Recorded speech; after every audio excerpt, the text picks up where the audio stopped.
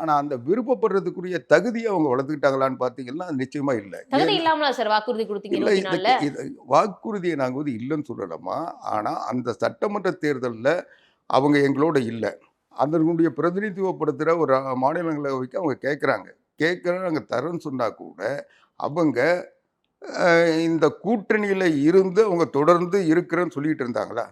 நாங்கள் வந்து தேர்தலை நெருக்கத்தில் முடிவு பண்ணோன்னு சொல்கிறோங்க. அப்போ எங்கள் இடத்த அவங்களுக்கு கொடுத்துட்டு அவங்களுடைய பேர வலிமையை நாங்கள் அதிகப்படுத்தணுமா. அதனால தான் நாங்கள் வந்து அடுத்த சட்டமன்ற தேர்தல் வரைக்கும் அவங்க எப்படி நடந்துக்கிறாங்களோ அதன் அடிப்படையில் தான் அதுக்கு பிறகு அந்த சட்டமன்ற தேர்தலில் அவங்களை எங்களோட இருந்து அவங்க வாக்கு எங்களுக்கு கிடைச்சி எங்கள் வாக்கு அவங்களுக்கு கிடைச்சதுன்னா அதனுடைய பிரதிநிதித்துவம் வர சொல்ல அவங்களுக்கு ராஜ்யசபை தருவோம். அதுதான் வந்து ஒரு நாகரிகமான ஒப்பந்தமாக சொல்ல முடியுமே தவிர நாங்கள் வந்து அந்த தேர்தலில் யார் கூட வேணால் சேர்ந்துப்போம், அந்த நேரத்துக்கு நாங்கள் முடிவு எடுத்துப்போம். ஆனால் இப்போ எங்களுக்கு கொடுங்கன்னு சொன்னால் நாங்கள் எங்கள் ஏமாளித்தனமான அரசியல் நடத்துறதுக்கு அதிமுகவில் இருக்கிற தலைவர்கள் இருக்கணும்னு மற்றவங்க விரும்பினாங்கன்னா அதுக்கு இது இடம் இல்லை.